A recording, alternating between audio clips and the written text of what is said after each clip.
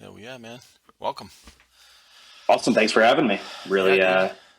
been looking forward to it for sure. Good. Me too. I heard about you guys a while ago, and I've been wanting to talk to you guys because, well, first off, introduce yourself and what company you represent or event host, coordinator, or whatever you guys call it. What you Yeah. guys are.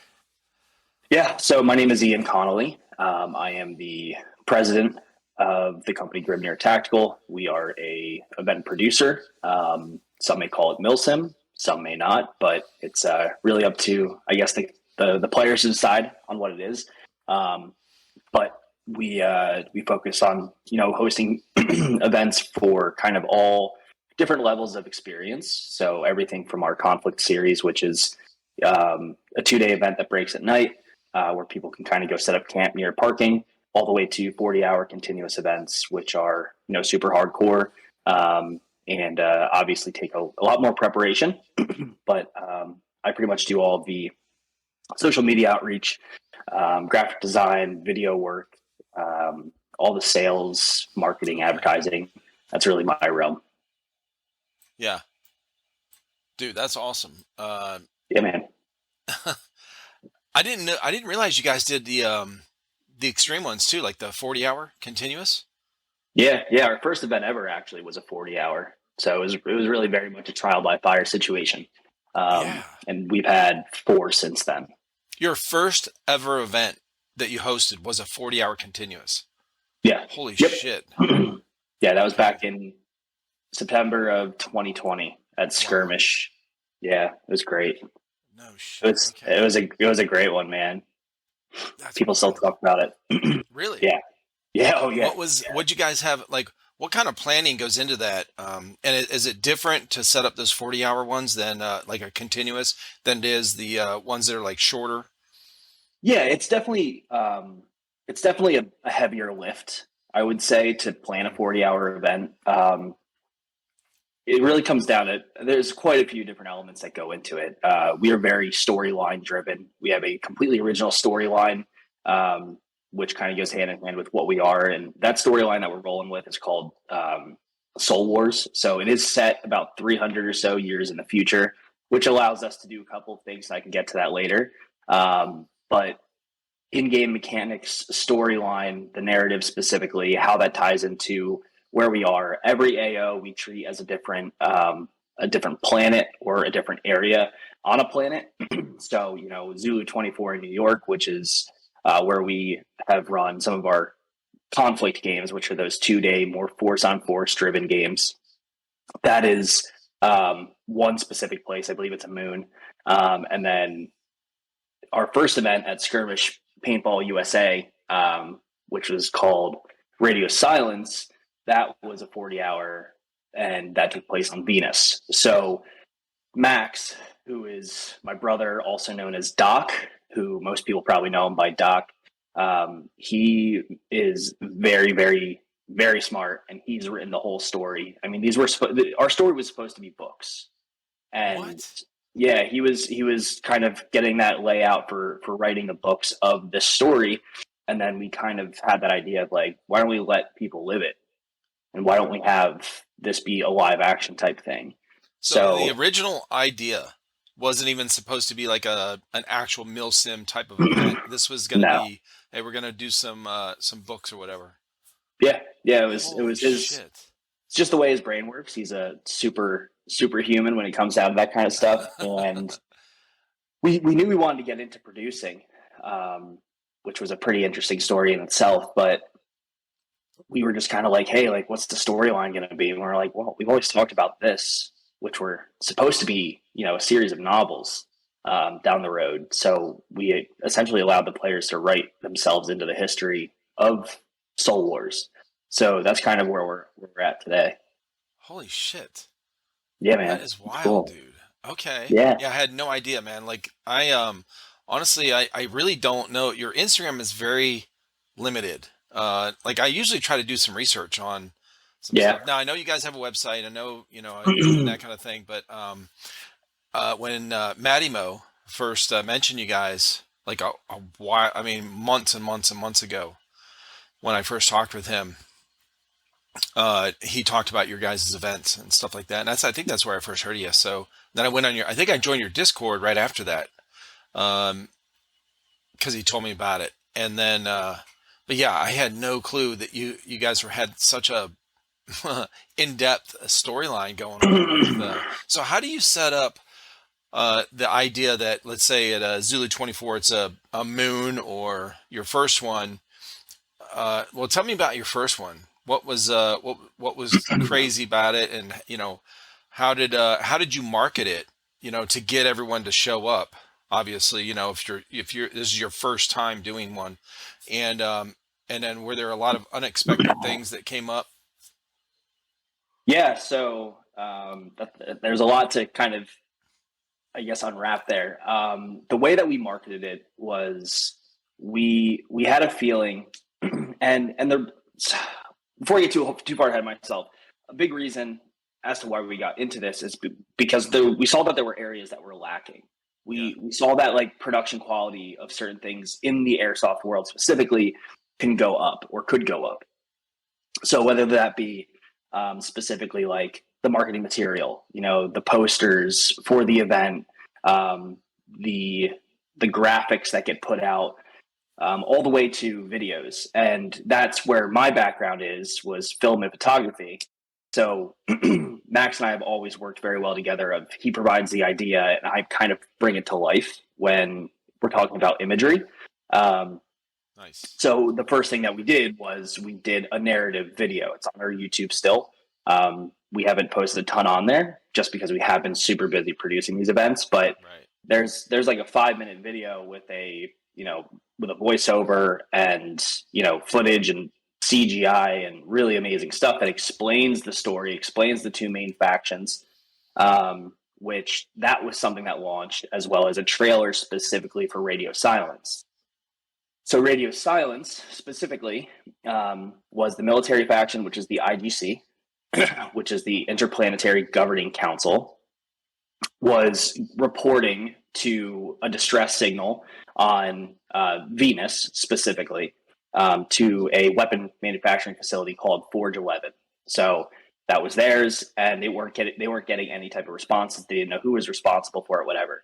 Um, we loaded every player from the IGC into boats at 9 p.m. on Friday night. They weren't real boats. They were kind of like, Invasion of Normandy cut out wooden boats. Uh-huh. And we had them drop on what is called the beach. And up until this point, which was really cool, planning this, we didn't want the teams to see each other. So they had separate check-in and registration areas. They didn't know how many of each other there were. Oh, that's cool. So when they dropped on the beach and they landed on Venus, we had audio in the boats, so it sounded like a ship was landing. Oh, We had we had lights. We had lights set up in the wood line that were facing them that were triggered by motion sensors. oh wow. So they were kind of just walking through darkness, and it was super bright. And then the CFI, which is the Colonial Front for Independence, and that's the side that I am the CO for. We were all strung across this wood line, and we just opened up on them. So, you know, maybe 30 seconds into this event, these players are just met with an incredible amount of hostile force, and they had to retreat back to the Forge 11, which is where they kind of set up their makeshift fob, and that's where they operated out of. And they were shelled by Taggins all night. They Oh were my God. it was absolutely brutal for the IGC, but those guys really really stuck with it, and showed that perseverance. And when the point is for an event like that is to challenge people. Like, how far can you push yourself? Like, it's not life or death. You're not really going to die out here playing airsoft, but can you push through this stuff, which is going to make it more enjoyable at the end. Right. Um, but we debuted a lot of really cool stuff. I mean, we were very storyline driven. We had a hostage situation early the first morning where two reporters, actually the guys that run Task Force podcast, if you know what that is. Dude, yes. I Yeah. had them on So this podcast. Yeah, I love those guys. yeah. Yeah, we actually took them hostage and did a public execution of one of the IGC soldiers, which Holy shit. really tugged on like that emotional side of things. And Hmm. by the beginning of the first morning, the IGC absolutely hated the CFI. Like it was like legitimate hatred. Um, That's good. and yeah, Yeah. it's really good because you kind of get in that emotional tie of things, and you don't see that a lot. And the story is Right. really what propelled it there. Um, Yeah, you but got yeah, to have if you want to we put if you want to draw your team closer together, you've got to have a bad guy to fight against. yeah, Yeah. yeah. And the cool thing is there's that dynamic of like who's the bad guy? Is it the military faction that thinks they're doing the right thing, and Mm, or is it the colonial front for independence who believe in what they are fighting for? right. So, everybody looks at the other side like scumbags, and they hate each other. Um, That's but yeah, awesome. I mean, we had a lot of audibles to call in there. We had a bear show up on the field, which slowed down the game for about an hour and a half. We had to break Holy because shit. there was a bear and her cubs that are on the property. So we were like, Oh shit, all right, God. Yep. and we're not going to mess with that. No. That's what you don't make it out of an airsoft game. No shit. Yeah. So, but beyond that, I mean, people still literally like every week will hit me up and be like, "You remember when this happened?" Or Oh, "Remember at that's Radio cool, man. Silence?" And it was our first event. We had like 115, 120 people there, and Yeah. they stuck it out. It was a 40 hour, and it felt like a family by the end of it, and that's when we knew we had something really special. Nice. Yeah, Wow. man. Okay. What a way to kick it off though. I Holy know. I shit. know. Yeah, we were Yeah. proud of that one. I'm glad. Yeah, that's cool, man. So when you guys so how long you been playing airsoft? Like so it's you and your brother, right? Yep. That are running Yep. this? Okay. And then of course I'm sure you have other team members, that help set up and do all this stuff that you probably picked up along the way. What are you from the area you're in now? And Yeah. then how long you been playing airsoft? So we've been a team. We were a team before we were producers, and we actually played paintball since like 2000 and probably I don't know 2008. We were playing together and really like kind of had the inception of our team, which wasn't Grimnir back then. We went by like two different names leading up to it, and then we eventually landed on Grimnir when we um, started to create the LLC for the event production Right. company, Gotcha. or just before it, I should say. But Is that an I mean, acronym? Is it Grimnir? What is? no, Grimnir. It's a Nordic. It's a Oh, Nordic okay. god. It's essentially like it's just part of the Norse religion and Norse belief system and mythology. Okay. Um, it's like another name for Odin. Gotcha. Um, so we played paintball forever, Yeah. and we could never get the final step of like scratching that itch and like getting that tactical feel. And you're always like your shit's always messy, and I don't know something about it. And we genuinely loved our time playing paintball. We ended up being directly associated with Allied Command for Skirmish, who hosts the biggest paintball event of the year in the world every single year. So we were very Holy involved in shit. that and the planning of one of the Allied forces, so like 2,000 plus people. And we we kind of all went through college and whatnot. And there's five owners of Grimnir. So there's Okay. Max Connolly, myself, Ian Connolly. There's Logan Whitaker, who has been a best friend of ours since I was in eighth grade. There's Wes Green, who's been there since I was like 7, 8 years old. I feel Nice. maybe even a little bit later, but. And then Jake Lures, who is somebody that we brought on to Grimnir, and was able to provide a lot of value and work with outreach because of what he does in his regular life job. He's a touring musician and has a Oh, lot of nice. really good connections with a lot of people, um, and is just a great dude. So everybody on the ownership level is a professional in their own world, um, and a very successful one at that.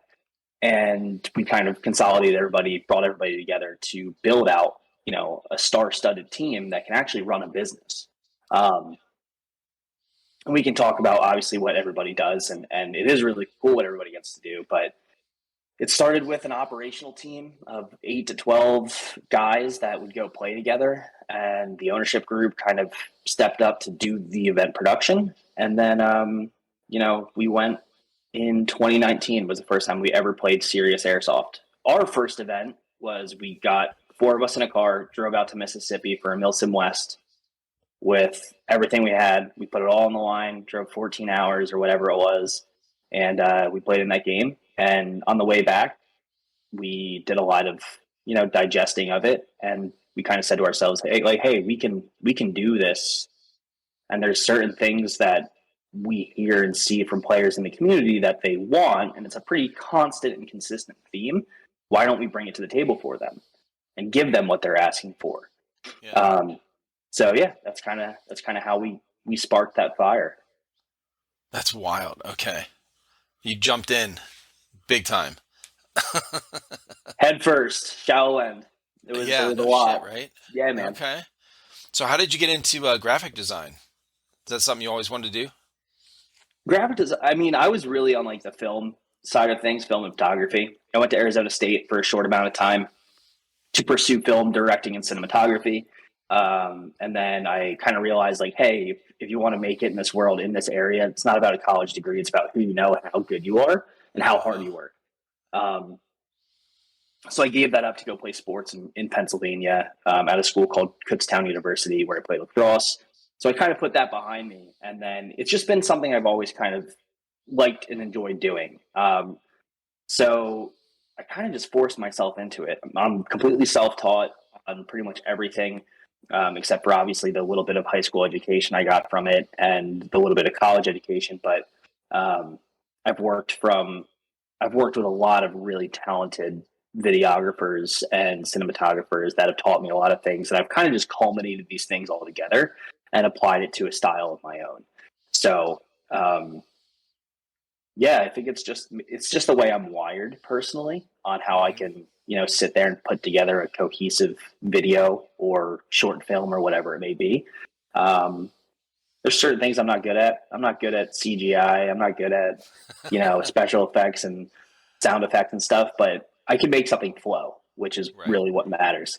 Um, and then just the photography and stuff. I was always the kid that was like my band needed an album cover in high school. I was like, I can do it. Here you go. And it was just a hobby. It still is Yeah, just a hobby, but now it's obviously being applied a bit more. for sure. Yeah, So what instrument did you play in your band? I was a drummer. I was a Nice. drummer. Yeah, yeah. I played drums for a long time, um, and once I went to college, kind of had to be packed up, and life gets in the way, and then you start an airsoft company, and you have really no time, and yeah. So Right. yeah, man. It's funny. I learned how to play guitar for a couple years when I was a teenager, young teenager, and I would do here and there if friends had guitars and stuff. If there was one laying around when we went to a party or something, just kind of plink away a little bit. But I never really got serious with it. But I always wanted to learn how to play drums. One of my buddies in school, when I was in elementary school, like right towards the end, where I was like sixth grade or something, and everyone thought it was so cool because everyone wanted to be a guitarist. This is Eddie Van Halen, and all these guys Yeah, uh, were popular. So it was he was the only drummer we knew, and it was awesome. We used to because he lived right by the school, and when we get out of school, everyone walked home and to and from school. We didn't have the 50-mile long uh, aisle of cars that are out here now dropping their kids off. Everyone walked. So we would walk past his house, and and you could hear him up there practicing. We were like, man, that is so cool. yeah, And he always wore like a headband, like who was Van Halen's drummer, the brother, Alex, I think. And so anyway, yeah, it was always like, man, I always wanted to play drums. But yeah, I actually follow a couple of drummers Instagram drummers on hmm on Instagram, and love hearing that, like for metal, metal and shit. So love watching those. But yeah, that's cool, man. So going from all of that stuff. Did you? So you made a. You said earlier you went. You made your video for your YouTube channel or for that event that's on your YouTube channel. Yeah. Yep. Is that Yep. something We you put had together? yeah, all the videos on our channel, any videos that are going to come out, are pretty much me. Obviously, the guys help with that, Yeah. but the narrative. So Grimnir Tactical Soul Wars narrative that was very very much planned out. I mean, written out. We have a voiceover done for it from a very talented voice actress. So she's Really? doing, yeah, yeah. She's Do you mind if I pull it up and share the screen? And no, okay. absolutely. Please go for it. Yeah, yeah, that'd be cool, man. uh, Let me find your. There we go.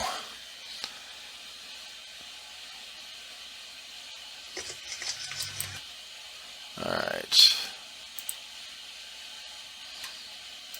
Do that. Is it so? Which one is it? Radio silence? it'll say narrative. Oh, let me share the screen. That way you can point it out. Figure out what I'm doing here. Okay. Now, did it come up for you, or do you have to click on watch stream? I can see it. Go to click on the videos tab next to home. Yeah, click on that, and then so the red and blue one. Down here. Yeah, the red and blue one with the guys facing each other. Yep. Yeah, let's watch this. Soul, our home, the well from which mankind has sprung forth, the cradle within which our civilization grew and matured. From the very start, we looked to the stars for answers, for guidance, for hope, constantly dreaming to one day be among them. Until one day, we were. We pushed the limits of technology to explore more and more of soul. Gradually, slowly, we reached farther beyond what our ancestors thought possible. But there were limits to what we could achieve. But then, we discovered ATEC. On Titan, a mining expedition unearthed ancient and advanced technology, the likes of which humanity had never seen. Pieces were brought back for further study. The study of the site produced incredible secrets, coordinates for more sites, improved propulsion, new materials, cybernetics, and terraforming all become a reality. The discovery proved once and for all that not only was humanity not alone in the universe, we were still in our adolescence. Suddenly, the context in which humanity existed changed.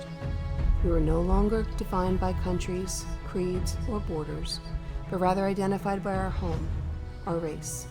Humanity as we knew it changed forever. From the ashes of our previous existence, a new era rose.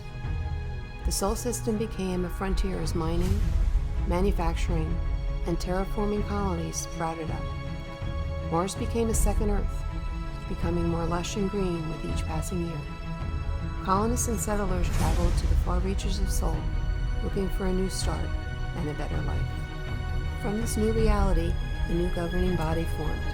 The Interplanetary Governing Council formed as a central organization, driving to unify all planets within the system, providing protection from the new dangers, spearheading the research of ATEC, and enforcing the will of the greater good throughout the system. A golden age of humanity dawned. But human nature rarely changes, and as always, for every action, there is always an equal reaction. As the IGC tightens its grip on the system, stirs of resistance rose.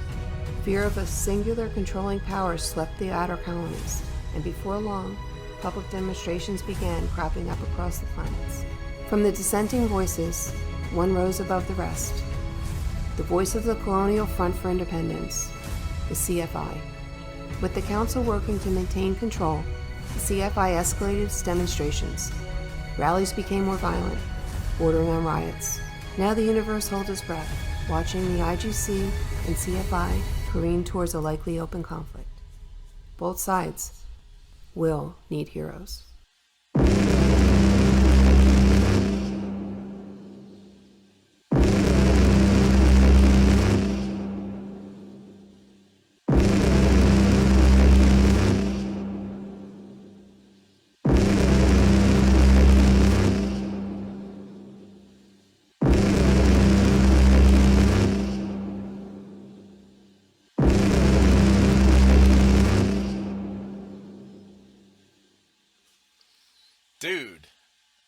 That is badass. Thank you. It's been a minute since I've watched that, but brings I brings back love good it. memories. Yeah, for sure. Uh-oh. Stop. There we go. Yeah, man, that is cool as hell. You know what's you said about the voice acting and stuff? Yeah, definitely she did a really good job. People do not realize how difficult it is to do good voice acting. We hear, I think we're so used to hearing good voice acting in, high level video games, video game productions, like Yeah. cutscenes and stuff. They get people that know how to, and then you hear, like, if you're scrolling through, like, either podcasts or videos on YouTube, and somebody tries to do like they do their own, or they have their friend do it, and they'll read the script, and it's like they're trying to sound cool and badass, and the Earth was destroyed, and we rose up, and like it's just it sounds so it just they don't get the right person to do that voice. It sounds so fake kind of, and it's like you don't realize until you try it that it's difficult to get the right thing. She did great. That was perfect for what she had to read there. Yeah, no, she was great. Cheap labor. It's my fiance's mom. So Oh shit, I nice. literally called her. I called her one day and I was like, and earlier when I said a very talented voice actress, she is. She doesn't do it professionally by any Yeah, means, but I was like, you know what? She has a really like soothing, calming voice, and I was like, right. I need you to come over, and we sat there for 6 hours, going frame by frame with the lines, timing it properly with the cuts of the music. Like it was a process, but Yeah, it tells a story. It kind of paints that picture for the players that are looking to it, um, and that's kind of what we've been able to kind of lead with. That was really the first right. thing that went out in tandem with like the radio silence trailer, which was in hindsight, like, it doesn't really paint a picture Mm. too much. Yep. If you were there, you could kind of like look at it like, how someone looks at a painting in a Hmm. museum and they're like, oh, this is what this means to me. If you were at the event and Right. you watch the radio silence trailer, you'll be like, that makes sense. Because it really was like the CFI was straight up just hunting down the IGC. And that's really Right. what you see in that trailer video. It's just a fight Gotcha. sequence. Um, but yeah, the videos will keep coming. We slowed on them this last year just because we did increase the volume and the amount of events that we hosted last year, Okay. and we only have so much time to do these things, and when it comes down to it, like the airsoft is very important part of it. Um, so we kind of had to not table it, but we just didn't focus on it as much as we did. But Sure. moving forward, it is something that is true to our identity and something, a reason why we want to do certain things better. Yeah. The images and the graphics and the videos did add that extra level of production value. So Right. we will get back to it. So for everybody that's going to watch this and misses the videos, because we did quite a few of them. So Okay. Yeah, and perfect timing for the for you guys to use some really good intense riot scenes, yeah, in the right. cities. There was no shortage of that. So For that was real, easy. bro. That was easy to get. Oh yeah. Absolutely. Yeah. That's good. It was fitting. Yeah. That was cool, man. I was yeah, I was really impressed. It's Thank you. awesome. Did you edit that or put that together? Yeah, I did everything on that except for the dialogue. The dialogue Yeah. was written by Max. Yep. Gotcha. Yeah. Yeah, that's cool. Who were the two guys standing in the field at the end? So the guy that was looking more of that military, the first guy you see, that is Max. So that's Doc. He goes by Commander Connolly, which is kind of like, we play characters in our game. So I'm Right. Rabbit. So everybody calls me Rabbit. It's a it's like a rebel group. So, your your highest ranking official has a call sign. Nobody knows their real name or anything like that. So that was him. And then the other guy, who is Logan Whitaker, who is another one of the owners, who's also a CO on my side, and he goes by Mongo Okay. Yeah, that's cool. because he's just a big doof. So we're like, yeah, you're Mongo. He's like, all right. Nice. Well, at least he knows. At least he's comfortable with it. He's I think okay he with it. chose it, to be honest, but Just how he That's funny. is. Hell yeah. That's cool, man. So how many events Yeah. you guys have planned for this year?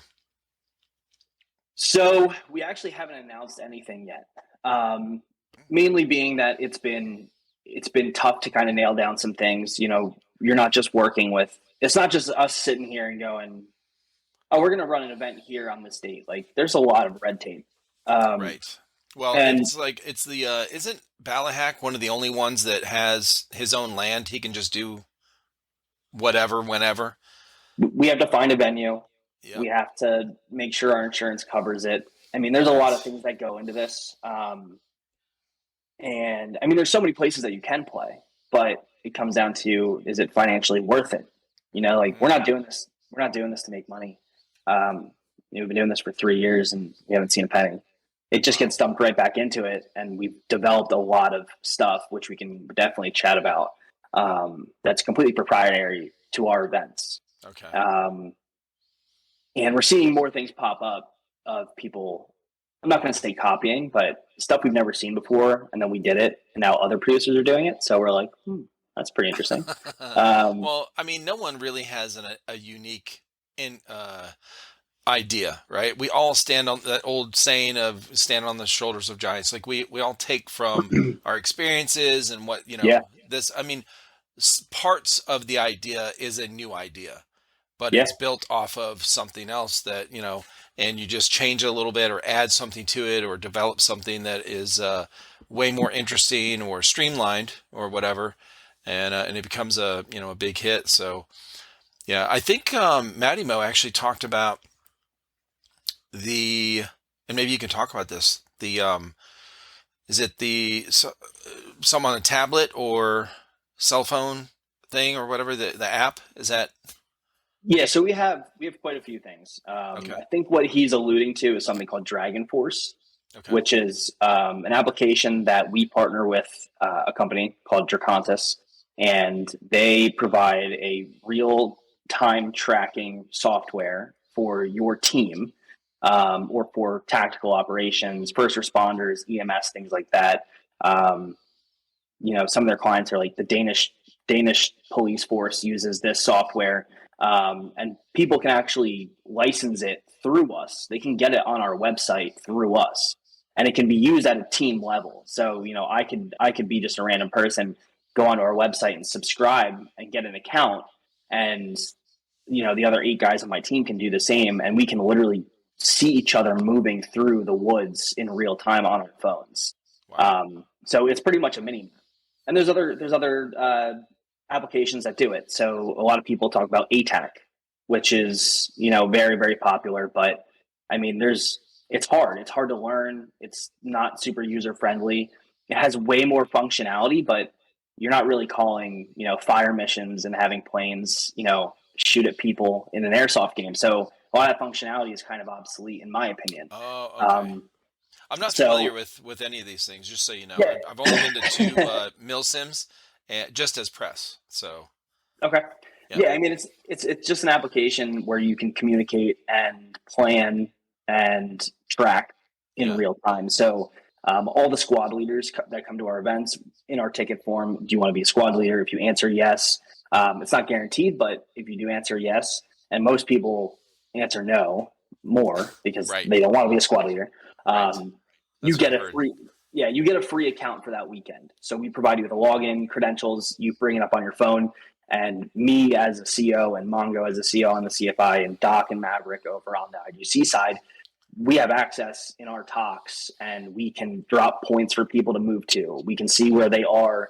We can communicate directly with them. If they collect intel, they can snap a picture on their phone and deliver it to us through the application. So there's a lot of really cool things on it. That is Um, wild. Okay. and it's also really good for a planning side of things, where Yeah. I don't have to rely on shitty Baofeng radios to tell me where my guys are, because they're 20 feet away and I still can't hear them. But Hey, y'all need to take a class on how to set your settings, okay? I don't know. some of us have them working fine, but the average person doesn't know the most things about it. I am totally kidding because my boys have my boys and their friend that play, they have them. so when they first got them, they brought them to me. I spent 4 years in the Marine Corps a long time ago. Okay, and they brought it to me like, hey, you know how to set these up? I'm like, I've never even seen those. What the fuck is it? And there's all these buttons on it and shit. I'm like, I don't know how to use that. They're like, you were in the military, didn't you use comms? I'm like, yeah. It was called a Prick 77. It was a giant green box you see in Vietnam movies, bro. Okay, I'm old as hell. So with this 30-foot whip antenna. So and like three knobs on top that look Yeah. archaic. So I don't know what the fuck you're giving me here. I don't. Is this a sat phone? They're like, no, it's a Baofeng. I'm like, I don't know, dude. I found some videos. This old grizzled looking dude that's got like a mountain man kind of hair and beard and shit, that's white. And Yeah. he's explaining how he's like a comms guy from the 80s or 70s or something, and he explains how to set up these things so they can, you get on the right channel. You could do this and that, whatever, to I don't know. I never figured it out. I was like, here's the video. Go do your shit. Okay, I'm working on your gearboxes over here. So I know. So anyway, I'm just joking. I don't know how to set them up No, either. we have like we put it on Logan Mongo. We're like, you figure this shit out because none of us are capable apparently, Yeah. and he's got him. We got him working. People are always like, hey, can we encrypt our radios? And it's like, yeah, but it's gonna fuck something else up on the Right. other end. So just Yeah. stop touching it. Pull it out of the box, Look, punch in the look. number, and that's it. Logan or whoever's gonna we're gonna set it up. We're gonna hand it to you. Okay, and don't touch it except this one button to transmit. Okay. Oh my God, for real. Yeah, yeah. But Dragon Force has definitely made it easier because I can sit there and look at a map with satellite imaging and Yeah. be like, oh, and I can see the direction if they're moving. It refreshes every second, so I can see them almost moving in real time. That's Um, wild. So, and I can. so that is definitely what Maddie was talking about. Okay, so I had never heard of this. I didn't know that even existed. And my question, I guess, when after I talked to him, I went to my first milsim last year as press with my sons and their friends. GTI. We went to Stonebreaker, Yep. 2022. So I go there, and I'm trying to I'm as press pass, and I'm trying to get on Instagram and talk with people. Hey, I'm here and do this. I was trying to go live, and I zero cell signal, bro. Like nothing. Like you can barely send a text out there. So after that, I'm wondering. My question was, how does that Dragon Force thing, or how does that work? If you don't how does it work on people's phones if you don't have Wi-Fi or signal? I don't know. It doesn't. So you have to be on I some. no, it Oh, it works. does. Dude, I Out in the don't know. woods. Oh yeah, like That's now awesome. if you're logged out, right, like and it's looking for that signal, like it picks up on very minimal stuff. Oh, okay. And I genuinely can't honestly speak to it. I don't know how it picks up, but like Yeah. this past weekend, like we were just out, we had a training ourselves, and we were in the middle of nowhere, no Yeah. service, can't make a phone call where we were. Yeah. We're like, all right, where's Max? Oh, he's right there. And it I worked. don't, dude, I don't know. Yeah, it does. That's It works. awesome. Okay, so it does work like that. It works like That that. is amazing. I think having a strong signal is going to make it perform better, Sure. and keep things from popping around. But Yeah. your phone's always pinging for something. It's always sending a Right. signal Right. to some type of radio tower. Right. How long it takes to get back to you is a different story. Gotcha. But yeah, like I said, that's not my realm, so I have no idea how that. Oh, I that's. think it's like space magic, pretty much. Like I don't get it. Hell yeah, Um, that's cool. but yeah, I mean that's something that we implemented this I past year wonder into our event. why is it so? Do you guys have the exclusive rights to it or something, or is this something that you? Why don't I didn't see this. They weren't using that at the two milsims I went to. I would think that would be a badass thing for event coordinators to use. It would be. We fostered a relationship with the company. It is not available to the public, so we are essentially a broker of the application. So Oh the shit! average person can't go to Dracontis, the company itself, and get it from them.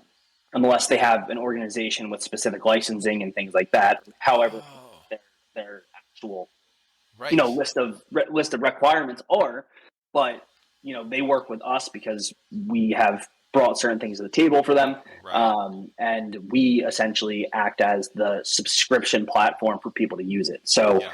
I mean, we have plenty of people that come to our events that don't just use it at our events. They get it. Their whole team has gotten it, and we have a monthly plan and we have a yearly plan, which is Gotcha. obviously at a discounted rate yearly. Right.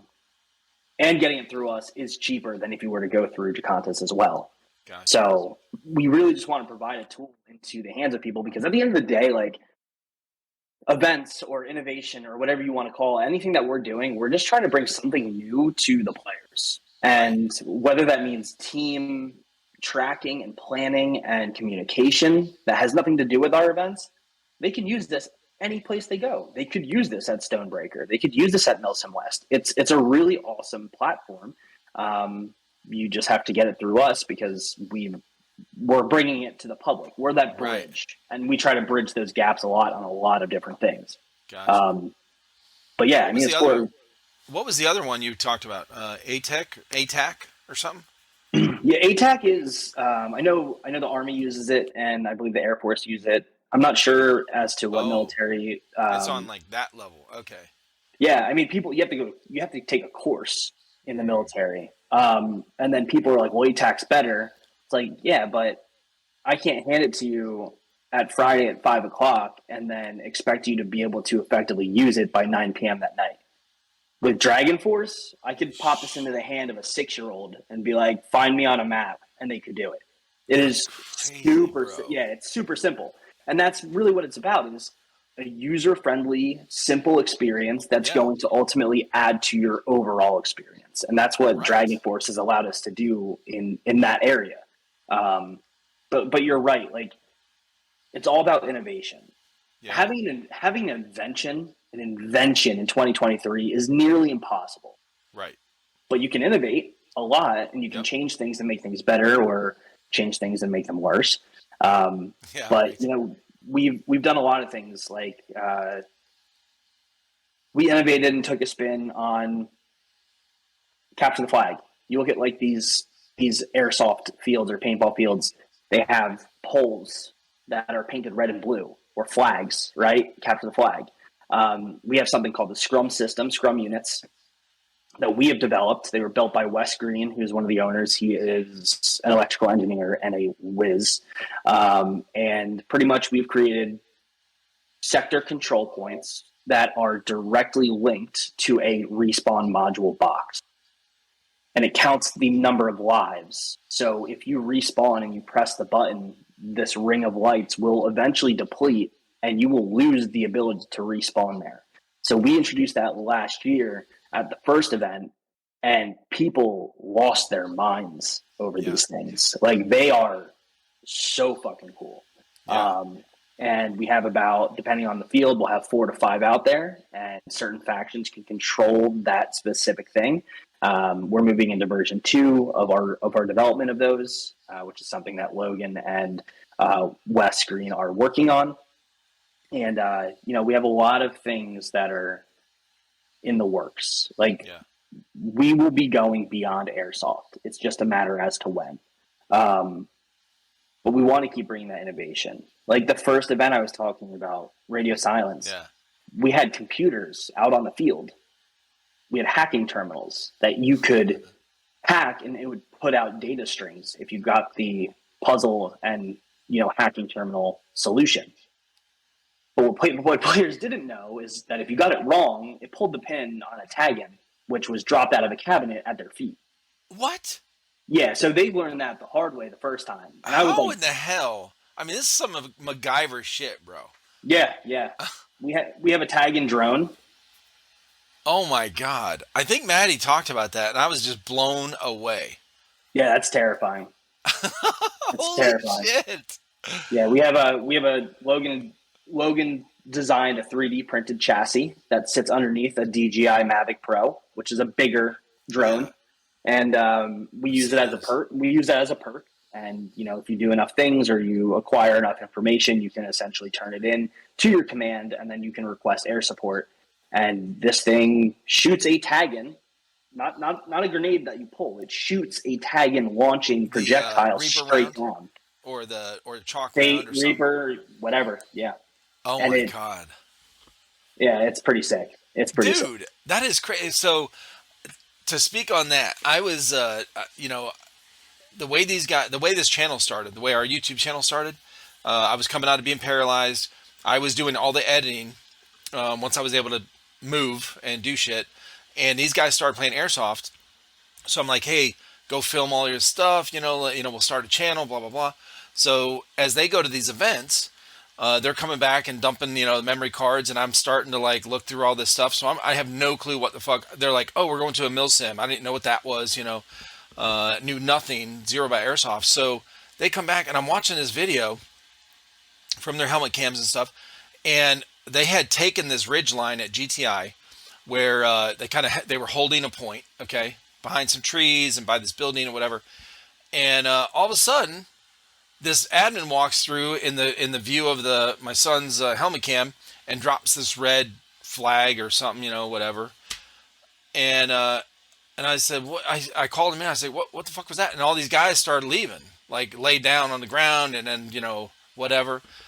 And he's like, oh, that was a airstrike. I was like, that, what do you mean? Like, so he explained it, and I'm going, well, who called that in? And I guess at that particular event at that time, the admins did because I guess they couldn't figure out a better way to move some of these guys away from this point.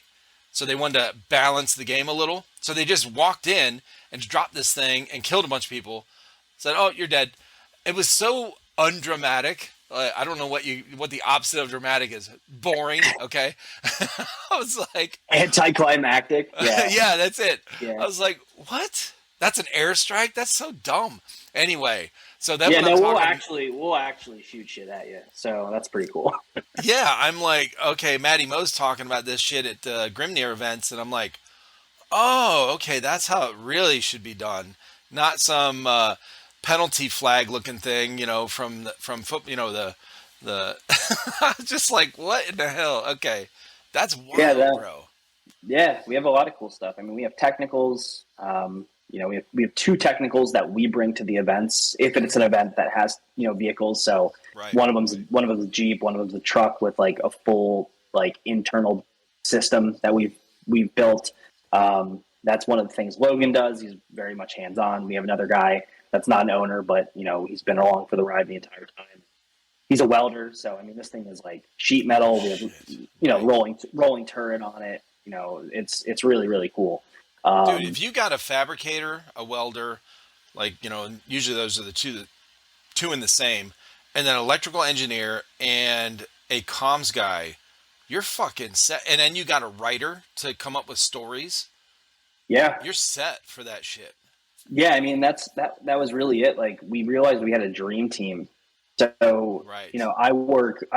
I'm the director of sales for a very very large company, and it is what it is. Like I sell things for a living, and I market, and I advertise, and I cold call, and I show up at places and sell them our product. Right. So we have me doing that, a lot of client facing stuff. I'm a communications guy myself.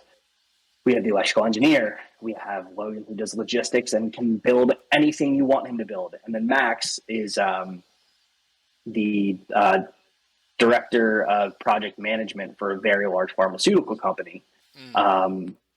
So a reason why we've been, in my opinion, very successful is that we've taken a very mature approach to Airsoft and how we operate as a business. And people really like that. People like seeing that we have spreadsheets and we have actual things with legitimate verbiage of what we're doing, how we want to do it, what we need from the facility. Kind of just all of the above is we come up as very professional when it comes down to doing business with people, which is, according to them, very refreshing. Yeah. So it's it's just the kind of the way that we carry ourselves, and we all take our professional lives and we blend it nice together. And we just try to kill it every single time. And we've had our road bumps. Like our second event was not great. Some people loved it, some people didn't. We Yeah. didn't, but it was a Gotcha. learning experience, and it really allowed us to grow and focus on the things that did work. What were the obstacles on that one? I mean, let's start with it was an absolute monsoon the day before. Mm. So it was already it's cold, wet, and rainy in April. Like nobody's happy to begin with. Yeah. We had some. It was supposed to be a 40-hour event, which the whole time it was a 40-hour event, and I'm not going to say names of people or places or anything, but the day we showed up, they did not hold up their end of the bargain. But Oh, we the kind of venue you were at or the field? Okay. Gotcha. yeah, it was interesting. And the cops showed up and shut it down around like 1 a.m. And we picked it up back up on the next morning. The So Sunday cops. morning, yeah, the cops showed So up.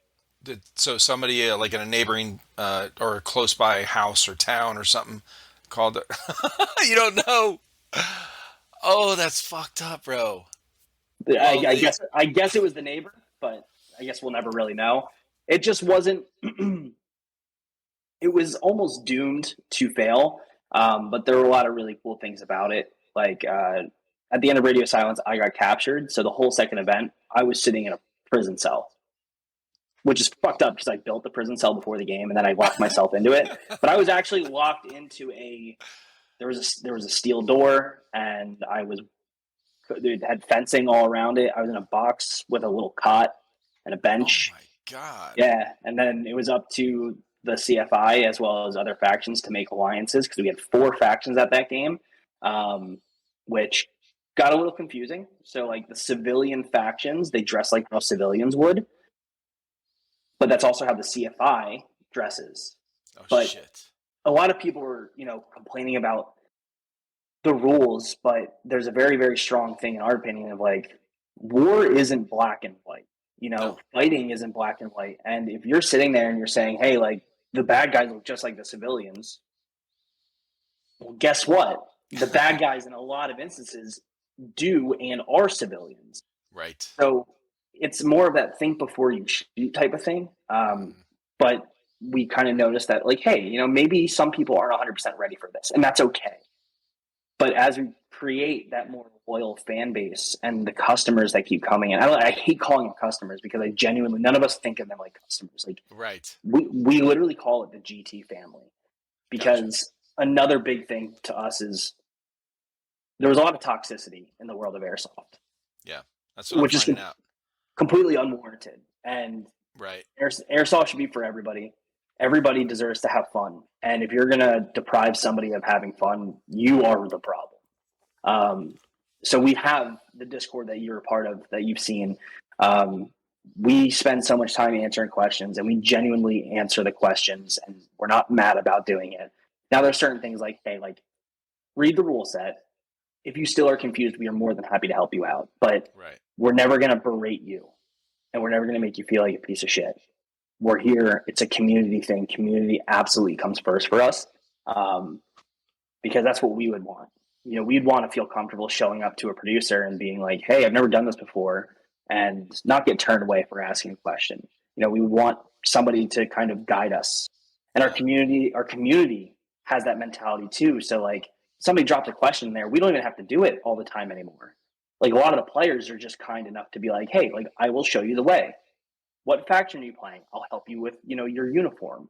Right. So we are super blessed to have absolutely fucking amazing people in our community. And we could not be happier with that.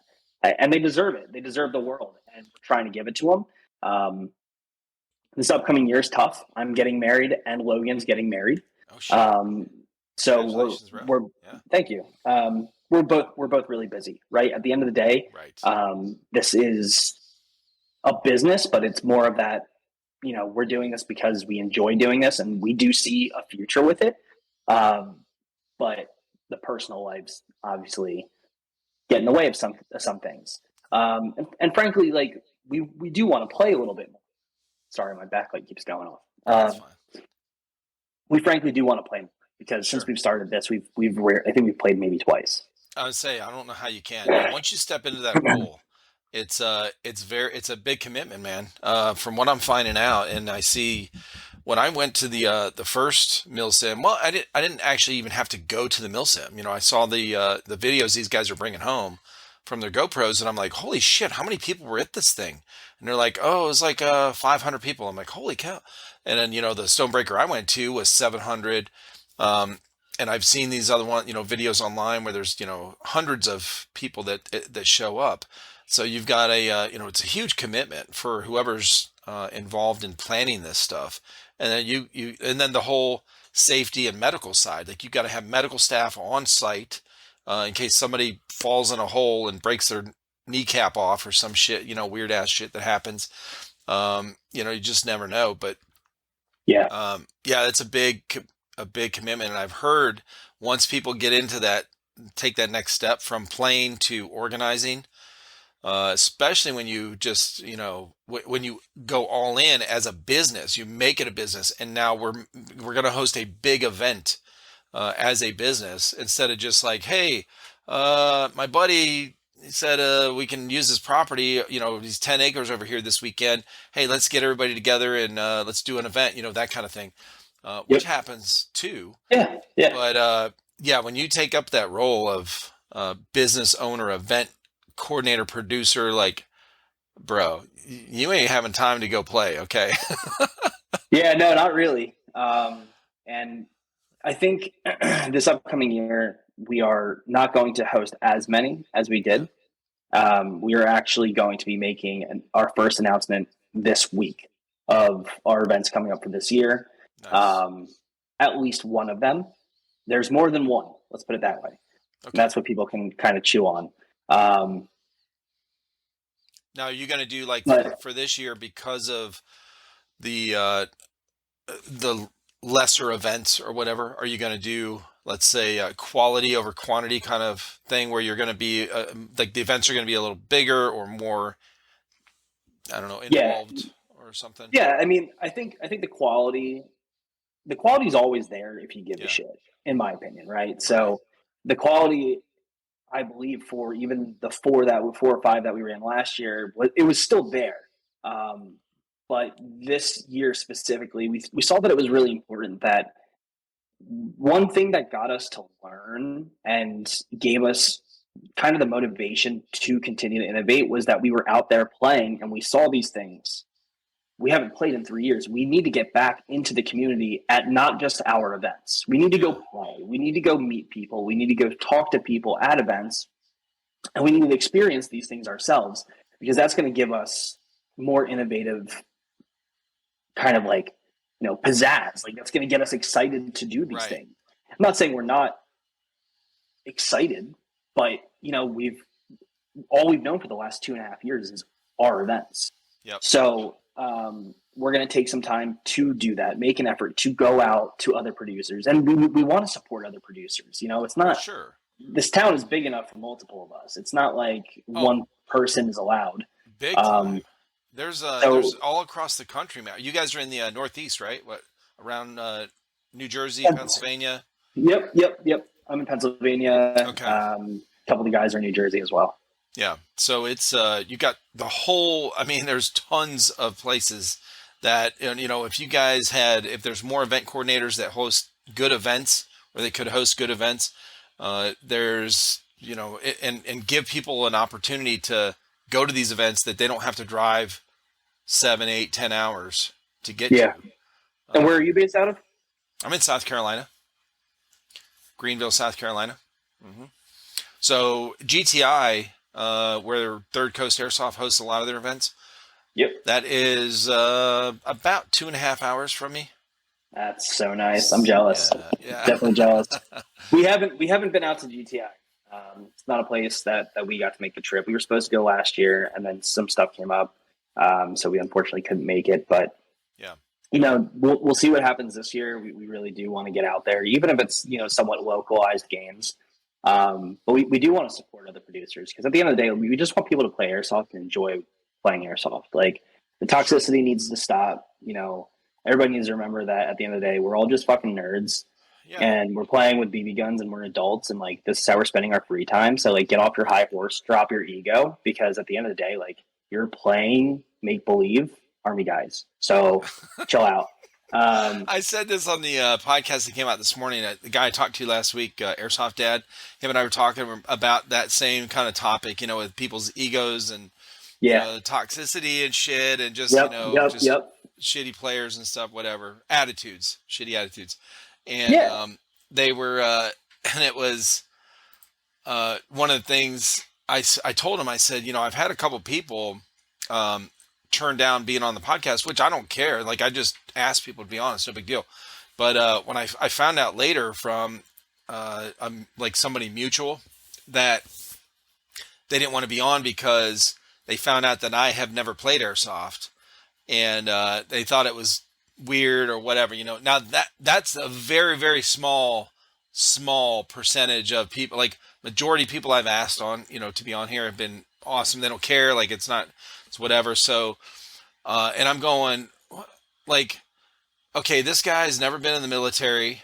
I was 4 years active duty. Like that trumps and what I said to this guy I was talking with, I said, I think my 4 years in the Marine Corps trumps your 7 years of airsofting. Okay. Yeah, Like man. Absolutely. I don't have to have played airsoft on the field to experience, to relate, I can be relatable or Yeah. understand what you're talking about because these are replica guns.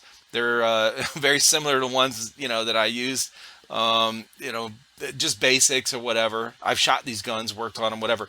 But I thought it was funny. I thought, whose ego would be so weird that they would like, he has never played airsoft. I don't know. So I played paintball as well. After the military, I played paintball for 6 years. And Yeah. so I actually, when these guys told me they were playing airsoft, I told them, I was like, yeah, what? That's for fucking pussies, bro. You need to go play paintball. So, until I made them shoot me with an airsoft gun, a full auto, whatever. So I was like, okay, yep, it hurts. Never mind. Yeah, it doesn't feel good. I'm not gonna wear my nods to go play paintball. Never in a million Right? years. So you can do way cooler shit playing airsoft, in Come my on, opinion. dude. You got to have a night event where you go wear your nods. All these guys, there were a bunch of guys at Iron Dagger too. They had on the night event, they went out and, whole teams of nods everywhere. There's a lot of nods in our games too. A lot. I mean, like I said, the 40-hour games, like, people are getting shot dead in their sleeping bags because Right. nobody's pulling guard duty, and it's 4 o'clock in the morning, and you finally get to close your eyes, and a frag comes through the window, and you throw your helmet back on. Like shit gets wild, Yeah. and we really enjoy that, obviously.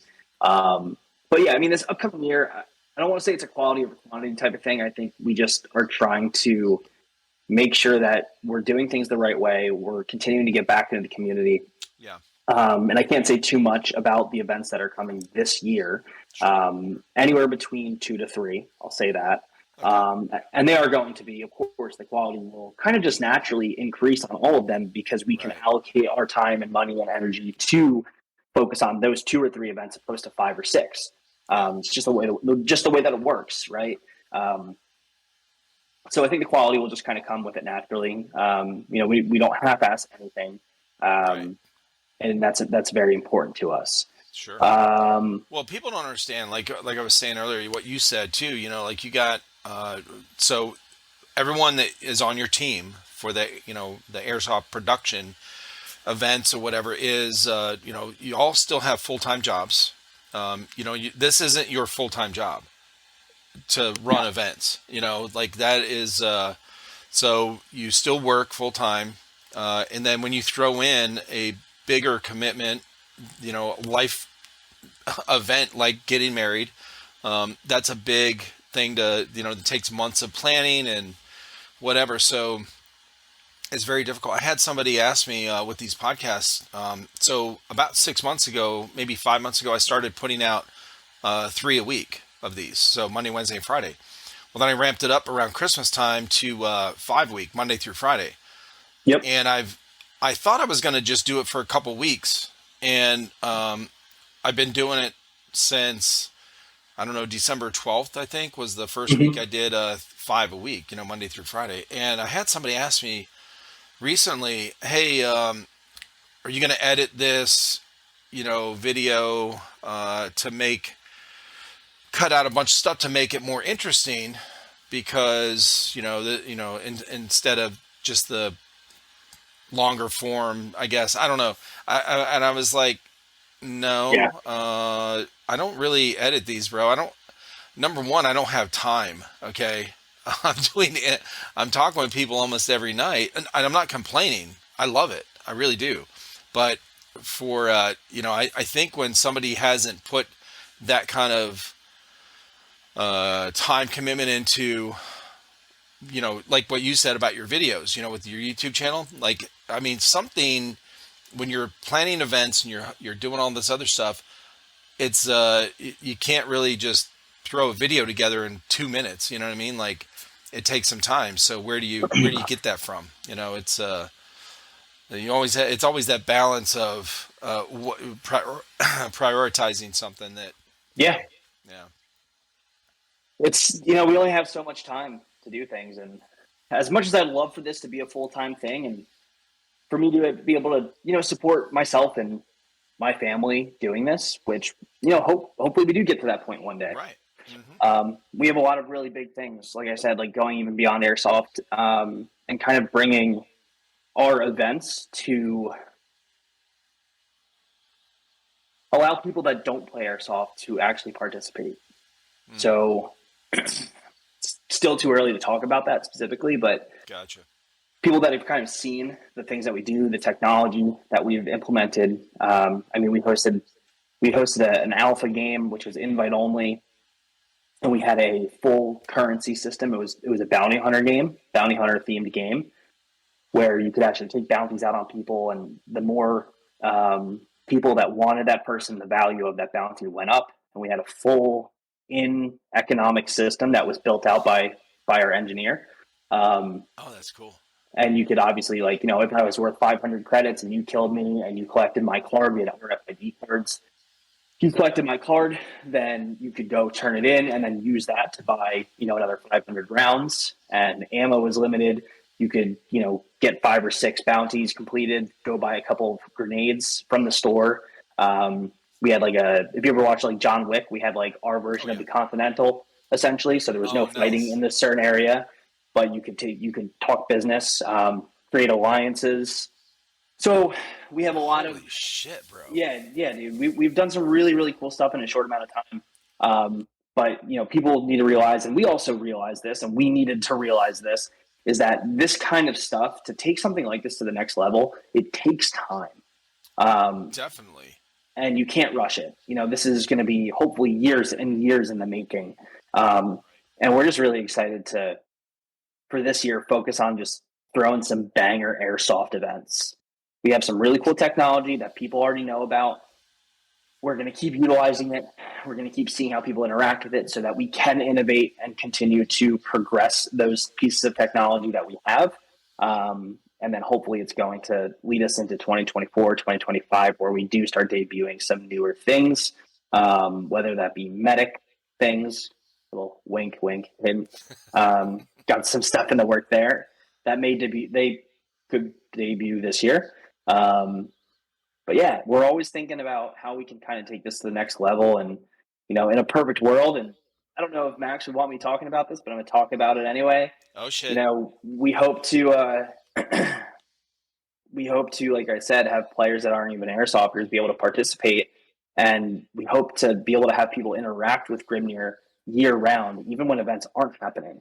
So Hmm. That sounds I very don't know. interesting. It's kind of hard to say without saying too much, but we love to have the ability where we can provide tickets for people that are into flight simulation.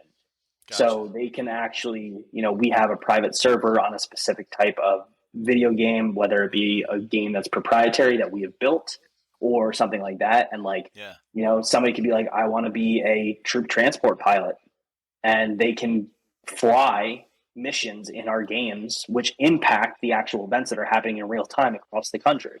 Bro, So we hope to dude. do, yeah, yeah. There's a lot of really cool stuff. Or Okay. um, in a So perfect world, we would like to do a lot of cool things. let me ask you, A lot. on your events, do you have a way for, as of right now, um, do you have a way for somebody on the outside? Let's say I couldn't make it to your event, but I want to see how the progress of the event is going.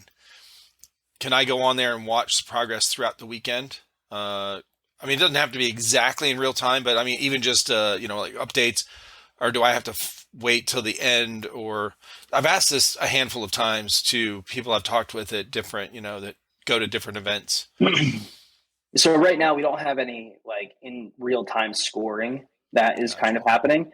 Um, it is something that is very much on our radar of Okay. having people that are not currently present, not only being involved in the event, but are able to kind of see what's going on. And there's a whole bunch of different ways to do it. Like a very simple way of doing it is, we're most likely eventually going to introduce um, like specific press. So having people come as press and having not just one or two people that are, following people around the camera, but an actual press team that will be able to have, housing at the facility where they can set up their computers, and they are responsible for going around doing Instagram lives, creating news bits as, Right. anchors and stuff, and then taking it, bringing it to the editors that are in there to publish it. And the really cool thing about that is you can post that on Instagram and stuff and be like, this is what's going on this weekend at this 40-hour event. Right. Like, Right. this big battle just took place, tons of casualties on this side, or, Hmm. a critical piece was taken from this team. But another really cool thing is that if it's going on social media and the players that are in the game have access to that social media, it can influence how they behave too. Right. Media is a very powerful thing. We're seeing Of it in our world course. today, right? So, Yeah. how cool would it be if, like, the IGC players who are like, we're the military, we're doing the right thing, they see a skewed, biased type of press article or video that is Right. not in their favor, and they're sitting there and they're like, oh my God, are we killing innocent civilians? Like, you know what I mean? Like, Propaganda. yeah, propaganda. So yeah, I mean that's a very, very simplified way of how we can do something like that. Um, but yeah, we do hope to essentially gamify the whole thing. Like, we Yeah. want this to be a real life video game. That's what we want. That's what Yeah, dude, everybody that would be. wants. Now, have you ever heard? Speaking of that, and one of the things I ask a lot of people is, have you heard of a skirmish? So these Skirmish. No, bracelets. no. So, uh, very similar to what you're talking about with this Dragon Force thing or whatever. Now, that Dragon Force thing is way more advanced as far as seeing where your players are and keeping up with that sort of stuff. So this is a RFID. I don't know. I don't know the technology about it. I had the guy on that started this, Brandon, and he sent me these, and it is. So I guess this has the chip in it, and then the boxes he makes have the reader in it. And what this does is you can see in real time the points or whatever. Like if you, so your boxes, these boxes would be set up. So each player has one of these on, okay? Or it doesn't have to be this one. Now, this one is one that you would be just for me personally, right? I have my login, my gamer tag, whatever, my username or whatever is attached to this. So wherever I play with this, it tracks to me.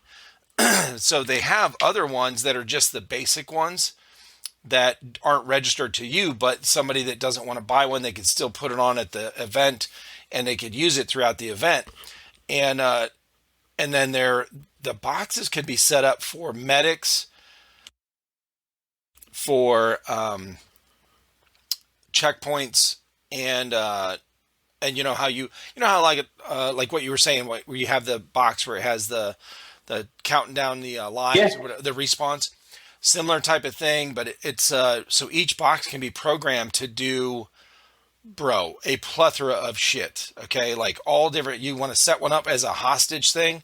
You put it in there, and somebody has to tap this for 15 seconds to take the hostage, whatever, to do a thing, or whatever, like a bank heist kind of thing. And yeah. it tracks in real time. And on their website, on their website, I could see, or someone on the outside could watch how the event is going based on these, how the score's going. So green and tan, because that's one thing I noticed at these events that I went to as press. I'm like, when these guys come back, I'm going, so how's it going? What's going on? Who's winning? Now I could have went to the main, the wherever the hub is, wherever Sal and them, run it, and they can see the points in real time because the boxes they have out there that they switch gathers time, points, whatever. But for somebody on the outside, we don't have any way to see that. And Yeah. this system is a way for someone on the outside to kind of watch this thing going on. I thought it would be a really cool idea that if an event that of the size that you guys put on these milsim events could kind of use a system like this, or maybe that system to collaborate or with, in conjunction with all the shit they already got, Yeah. to bring all the people on the outside, like myself. I'm sure there's other people that maybe couldn't make an event, would love to pull it up on their phone and go, "Oh, how are they doing? How's my buddy doing?" Like I could see if I was there and I had this and I was playing, they could see how I'm doing. Like oh, E-Rock is doing this, that kind of thing. He took over 2 captures or whatever. I don't know. No, that's really, really cool. I had no idea this even existed, but I mean, this is the kind of shit that we love this stuff. It's how it works and that kind of stuff. Way over my head. Me But too. but the other guys, they'll rip this whole thing apart and be like, "This is Yeah. amazing! Like, I love this about it." So I'm definitely going to share this with our guys. I was gonna say, share it with it your seems guys really cool. because Skirmish. I think they would really have a good time talking with Brandon about it. So just to give you a background, he was in the Navy. The Navy sent him to MIT to work on a project because now he's very humble. Okay, he's very modest. He doesn't brag or nothing. But during the podcast, I'm asking questions like I am you,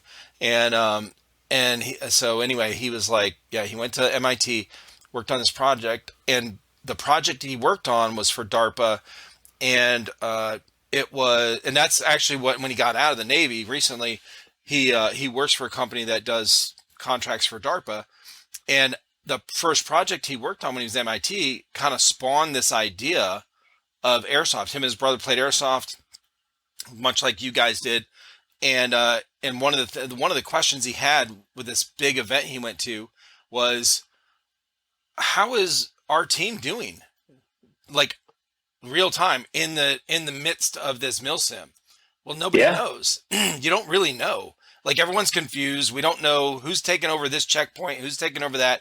Like like you said about the comms thing, and it's like, now I understand that's part of real life. That can happen in real life, with military missions and stuff. But in the military, it's not that chaotic as far as the comms part. yeah, There is a little more organization, unless your shit gets blown up. But it is. He was like, "Why can we not know what's going on with this milsim?"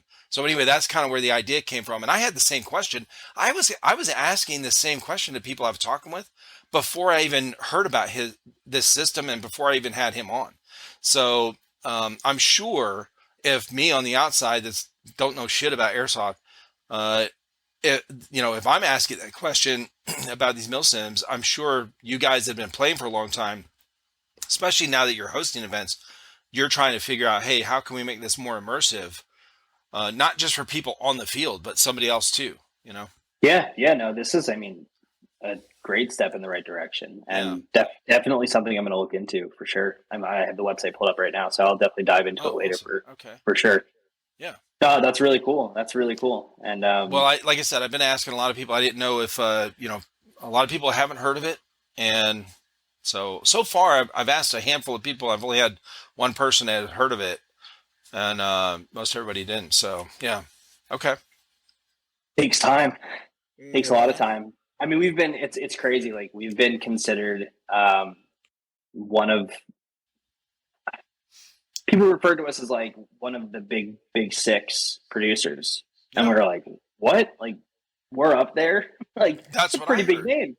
No, for real. Everything, anyone I've ever talked to, Grimnir is a top tier name in events. Which is, I mean, it's obviously it's amazing to hear that, right? Like that's so I cool. know you don't think that, but that is, I I honestly, I will say, I do think that. I do think we're at the top. I really do. yeah, But I know, but you're but comparing yourself to these guys that have been putting on events for 20 years. yes, yeah. And then you look at like, we have a healthy player count. Like, the last event we had like 174 players or something like that. Like Yeah, it's a good chunk of people. yep, Um, and you sit there and you're like, well, how do we find, like, how do more people find us? And really, it's just a time thing. It yep, just takes time. You have to host events at premier locations. The event has to go well, yep, and people. I mean, there's so many cameras and pictures and Instagrams and all these things now which play in your favor. right. They, it's it's free advertising. You know what I Yeah, mean? Like you have a good event with a lot of cool missions and people get to do cool shit. And that's another thing we live by. We don't care who you are. You're getting some cool shit to do. Whether it's your first for event real. or this is the sixth event you played, like we're gonna treat everybody like they're an SF dude. You're gonna get some hard shit, some cool stuff to do. Like because people want that. Yeah, Like you shouldn't have to be friends with me and the owners to get the cool missions. Like right. hopefully you can get it done, but that's up to you. Um, so we very much provide like that outline for players at our games of like, here's the story, here's what's going on. Right. I will communicate and command the element if you need me to, but squad leads, this is on you. Like you guys, I'll give you the mission. You tell me how you're going to do it. I'll give you my 2 cents if I don't think it's the right plan, Yeah. but at the end of the day, it's your call. So we really do in all of our events, no matter what it is, whether it be conflict, which is the most, let's just say simple for a lack of better terms, conflict, all the way to operations, which is that middle ground, to Yeah. the episodes. And episodes are very cinematic, high production quality, very story driven. And that's for people that are, ride or die. Hmm. It's for everybody, but like the people that we see Right. that often go to this are the ones that are like, we love these events. And you look at all of them, one thing they all have in common is that they all have a chain of command. They all have structure. Right. You get a Warno on our Discord. You get an op board. You get assigned to the faction planning page in Discord. You get specific roles for the faction. We have multiple meetings where we do a general meeting, we do a squad leader meeting leading up to it. We provide maps. We provide any SOPs, any rules of engagement. Like it is very, very well done, and it looks like one of the guys on my team was like, who wrote this Warno in this op board? I was like, me. And he was like, dude, I'm a 15-year veteran of the Marines. He's like, this got me so excited because of how accurate it was. Yeah. And like Max was in the Army. He was a PSYOP guy. Oh shit. Yeah, he's a cool dude. So he's obviously shown the ropes of how to write these things the proper way. So, Right. what the enemies look like, the terrain, the weather. I mean, everything you need to know about the event is coming out to you. It comes out That's cool. a couple days before, and people are always like, we're 4 weeks out. They're always like, "Where's the op board?" I'm like, "Relax, op board. You'll get your Warno 3 weeks out, but it's just saying, hey, something's coming up. Here's a little sprinkling of what's going to happen." But the op board is very highly detailed, and we encourage people to read it because it's going to make their time more enjoyable. Right. So yeah, it's just kind of the way that we roll with things. Like we want the chain of command to be there. We want people to use their comms and Sure. talk to us. It overall just makes the game a better experience. Right. Yeah, that sounds amazing. Yeah, that's really cool, man. Yeah, you guys are gonna have to come out for I sure. definitely. I mean, there's a handful of events that every time I talk with somebody, they're like, "Oh, have you heard of this event? Have you talked? You need to go over here. You need to go to this field." I'm like, "Bro, oh my god, where do I go first? I don't know." There's Yeah, I a lot mean, of cool, lot we're of gonna cool stuff. be we're gonna be having up in this area in the Northeast. We're gonna be having um, the events this year. Yeah. we do eventually want to move south, and we do want to move towards, start moving towards the west eventually, because we have a lot of people that hit us up and they're like, hey, like, when are you coming to California? Right. Um, we have we have people fly in from Puerto Rico all the time for our games on the East Coast. Oh, that's cool. In Yeah. in the droves. Like, we had, like, in the West Virginia game last summer, we had like 18 to 20 guys from Puerto Rico fly in. Um, so we would like to be able to get to the point where we could bring it to people and not necessarily make people come to us. But that's all just going to, once again, it's going to take some time. Oh, for sure. I mean, that's a big, that's another big step too, is, Yeah. traveling is, when you have a big crew, when you have a bunch of equipment or whatever you have to do to go somewhere to set something up, it's even bigger commitment. My wife and I have 5 kids, and when they were little, we used to live, we're from Cleveland, Ohio, and, our kids were all little together. They were all close in age. So we would drive down here. My in-laws live down here in South Carolina. That's how we ended up down here. We've been here 15 years. But before that, we would drive down here to visit. And bro, okay, so if it's just me and my wife, we can come down here to visit. No big deal, right? Oh yeah, let's just jump in a car and go.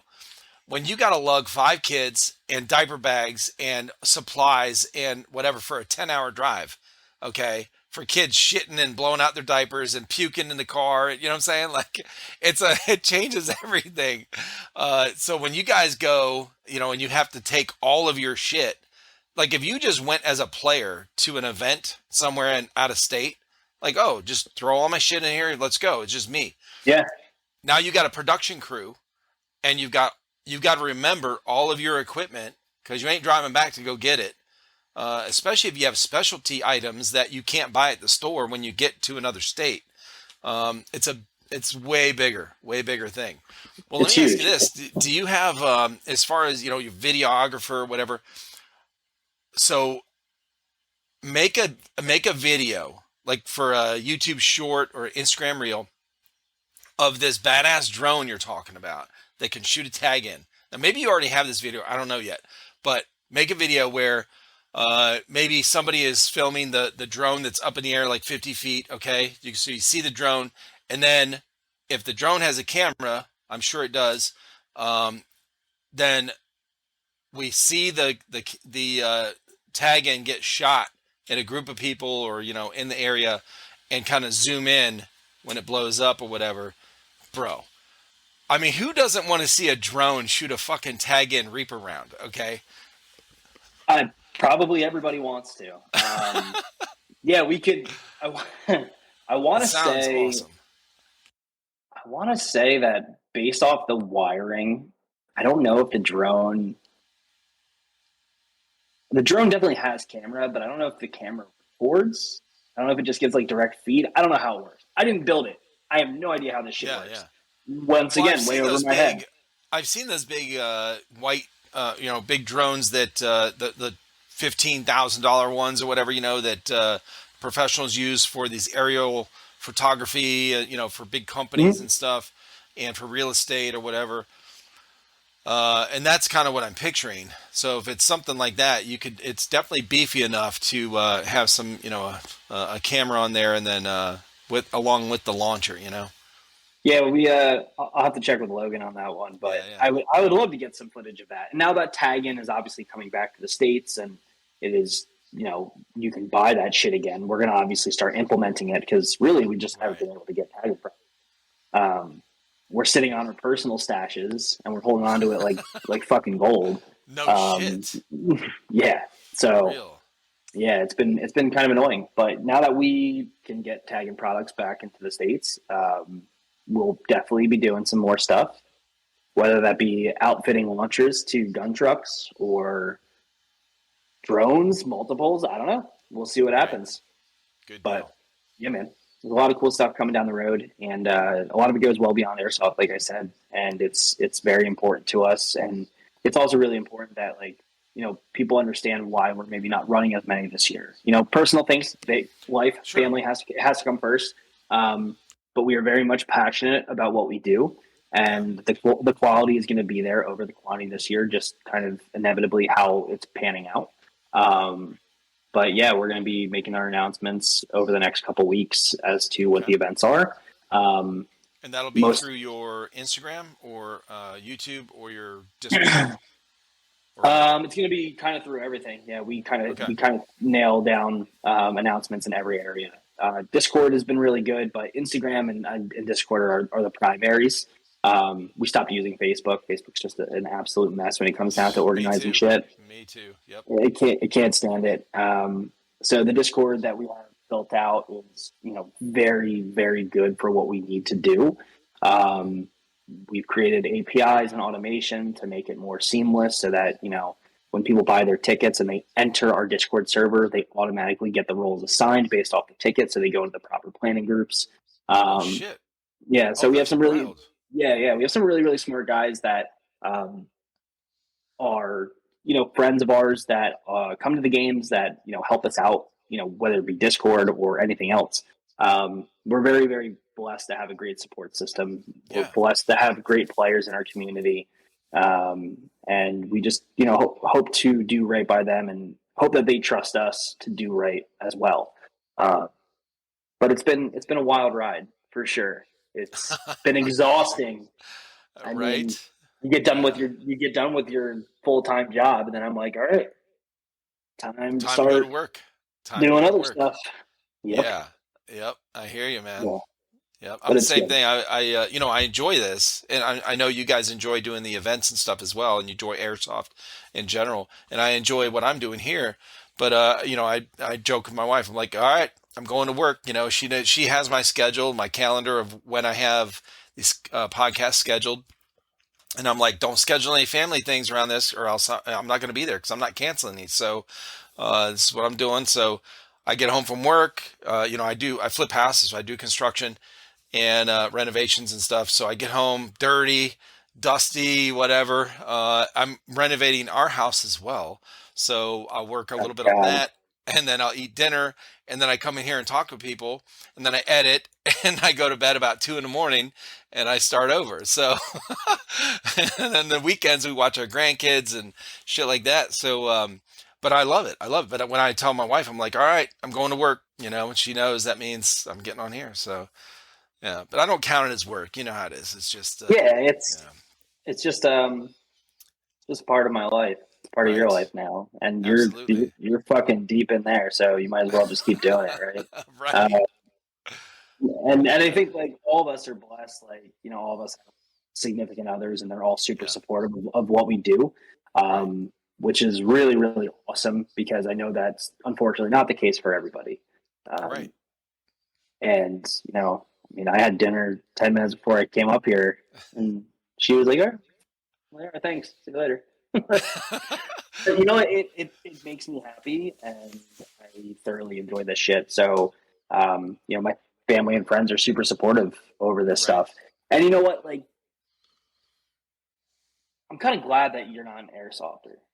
Oh, And I don't mean that to disrespect airsofters, but like, if you were to ask me the question of who do you typically tell about Grimnir Tactical, yeah. I would say 9 times out of 10, I'm not talking to airsofters. I'm talking to the person that I met at a restaurant that is a personal friend and asks what I do. Mm, And I say, I do this. I also own an airsoft company. What's airsoft? So being able to speak to what airsoft is or what Grimnir Tactical does, I spend most of my time explaining to people that have never seen an airsoft gun before. yep. So it's kind of like refreshing, you're unbiased in that sense. That is for sure. Um, Yep. but yeah, It's no, ignorance is bliss kind of thing, and naivety. I'm very well, and I'm very open to it as well. I'm still in the awe phase of this because uh, I'm still learning so much about it. So somebody shows me something or tells me about some. When I heard about your guys's, your events with the mini map and I'm like, what? You could do that too? Like, holy shit, man, this is fucking crazy. But anyway, so I'm still very excited about learning all these different aspects and whatever that goes on. So it's cool to share it with people like you. yeah, It's cool to share it with everybody, but I love seeing people that aren't airsofters like light up because they start to think about it and yeah, they're like, oh my God, that's so cool. I would love to go do that myself. And, we've had people that have never played Airsoft come to our games.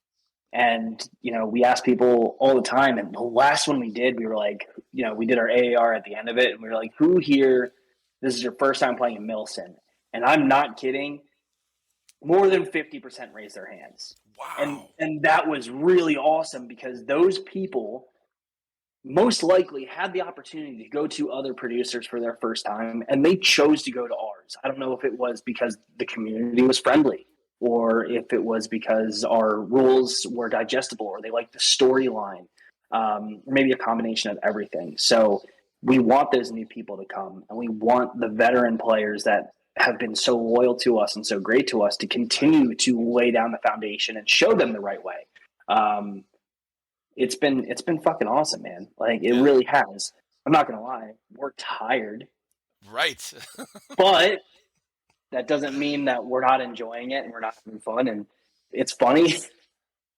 Someone's gonna listen to this that's in my Discord whenever this gets posted, and they're gonna send me a DM personally and be like, "You're a dick."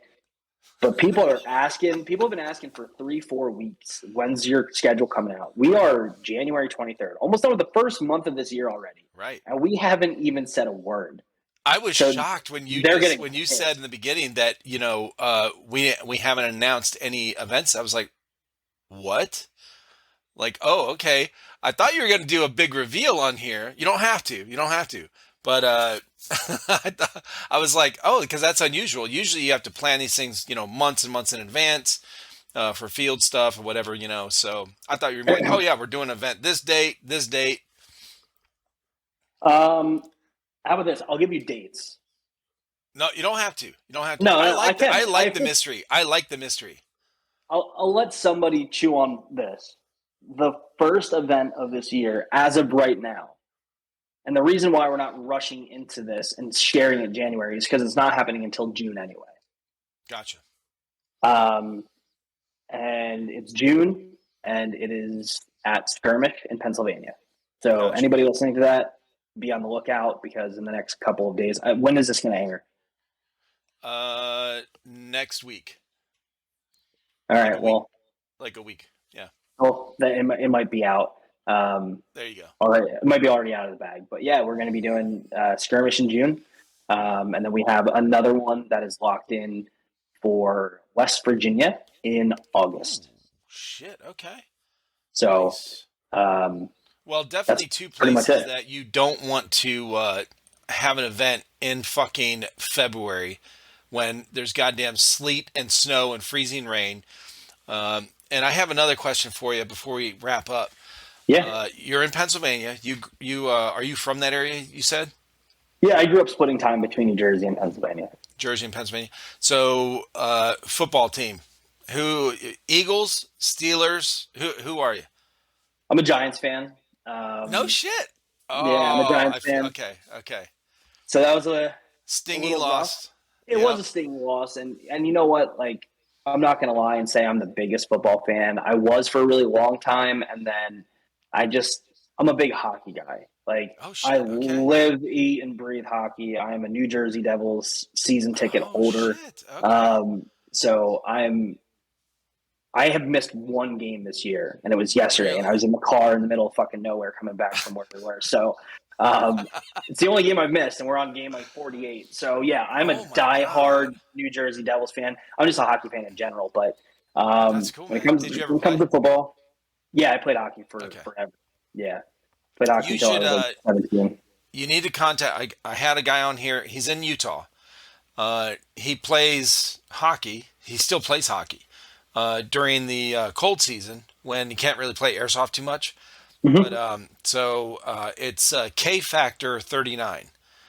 Okay. I'll send it to you after we're off here. But yeah, I bet you guys would hit it off. He loves hockey. He loves talking about hockey. He's played hockey for years. He still plays, and he's older. I mean, an adult, but he still plays. And yeah, okay, cool. Yeah, Yeah, but in regards to the NFL, go Cincinnati. I'd like to see the Bengals take this me one. too.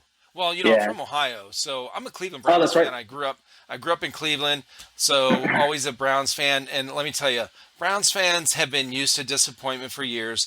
And anyone Yeah. from Pennsylvania can fuck off. Okay, Steelers and Philly, fuck you. Um, no, I'm just kidding.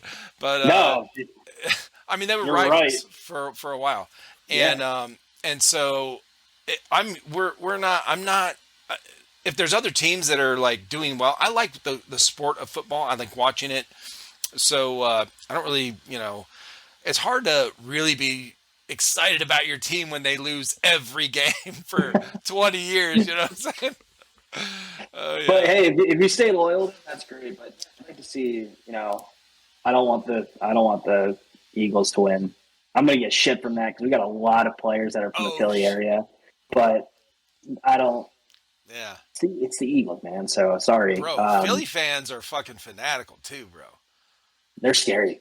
They're they're scary, dude. And like I said, I live in Pennsylvania. I'm like an hour from Philadelphia. Oh god, yeah. I went to college where most of the people were from the Delaware County, Philadelphia area. So, Gotcha. I mean, I've just been like hiding in shadows and being like, Right. they're like, you a football fan? I'm like, Not really. I like hockey. no. That's a good way to Yeah. get out of that conversation. Yep. Yep. So I kept That's awesome. myself from getting the shit kicked out of me quite a few times, probably Oh shit, right? through my college career. But yeah, no, big hockey guy. Want to Cool. see Cincinnati win. That's just it. Yeah, I'm looking forward to that too. Okay, cool. Yeah, man. Awesome, man. Ian, thank you so much, man. It's been really wonderful Absolutely. talking with you. It's been a pleasure. Really eye-opening how involved you guys' events are. Uh, Very impressed with what you guys got going on with your team. Yeah, man. When you got a good team like that everyone, it's like the A team, that everyone has their facets that they're great at. I'm looking forward to some good things coming out from you guys. Yeah, no, I appreciate obviously having me. Yeah, We got to get you and your boys to come out, and would love to have you guys, and that'd be awesome. hook you up with some tickets and get you guys to come play as press or whatever you want to do. Like, Right. there's gonna be some wild shit that's going on, and even though, like I said, this year there's not too many of them, the ones that are going to be happening are going to be ones that you do not want to miss. Awesome. So. Yeah, man, really, really appreciate the time and for having me on, and really love what you're doing as well with Trifecta. It's good to see people that are doing this kind of stuff because it's just growing the community and shedding light on people like Grimnir that Yeah. some people think we're really big, some people have never heard of us. So Yeah. hopefully a couple more people start to realize who we are and give us a shot because we can show them a good time. Good deal, man. Well, tell everybody where they can find all your stuff. Yeah, you can find us under Grimnir Tactical on Instagram, YouTube. You can do it on Facebook. We're not going to say anything or do anything. We have a TikTok. I don't think anybody posts on TikTok, but whatever. I just do it because I find recipes and shit. Anyway, but yeah, you can find us anywhere. Social media, grimnirtactical.com. Hit us up and join our Discord, which you can get to from our website, which is grimnirtactical.com. Under the comms tab, you can just join our Discord. It's open to the public, and it'll show you what kind of awesome community has been just kind of naturally built with our players. Yeah, everybody's I'll welcome. I'll put links to all that in the video when it comes out next week. Hell yeah, man. Awesome. Awesome, man. You have a good night, brother. I appreciate you. Yeah. Thank you so much. You as well. Take care.